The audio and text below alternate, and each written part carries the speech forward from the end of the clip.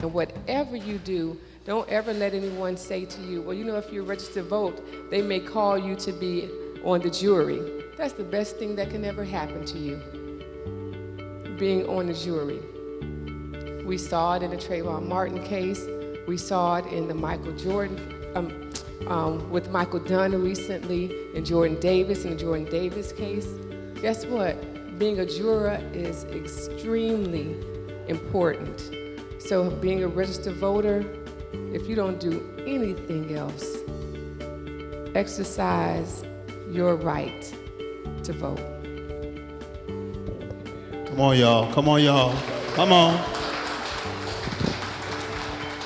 I challenge every parent that has a child that's coming up on their 18th birthday, when they go to their 18th birthday, to take them to register them to vote as part of their rites of passage, to make sure they have a voter's registration card.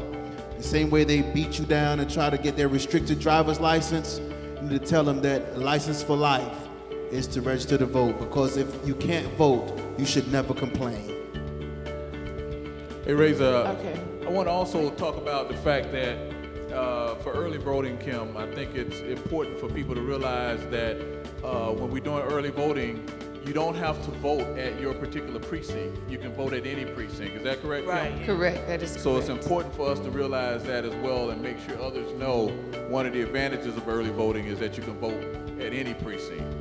Just anywhere, no matter if you're registered in Dade or Broward County, or if you're outside of any of those counties. That's the great thing about early voting. Yes. LaShannon. Question. Hello, everyone. Hello. My concern is a lot of times, I'll stand up. My name is LaShannon Petty. A lot of times we know about the major elections, like we know this election, we have to vote for governor, but then it's like the other stuff gets swept under the rug. So for this election, and what else is, who else should we vote for this election? And I know a lot of times we get to the polls, and then I know I personally lean on the NAACP or somebody else to hand me a slip and they tell me who I need to vote for. Right. Because I don't know who I need to vote for. I know I need to vote for the governor, but I don't know about the other stuff. So how do we learn about the other stuff, the other people that's running, like the judges, because that is important. Yeah. We need to know about that. So that's mine. I think that's a great question.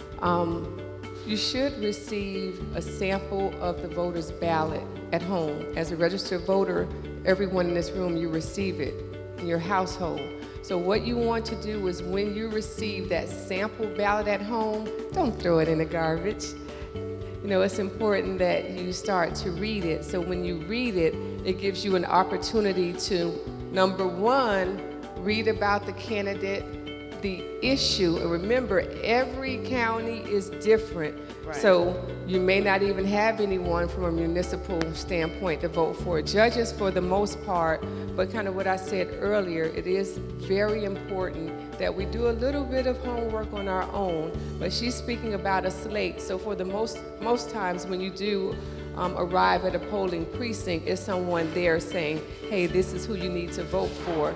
But I think it is important that you look at who you are taking that slate from, because It may be something or an issue on the slate that you may not necessarily agree with. So nothing beats doing your own homework.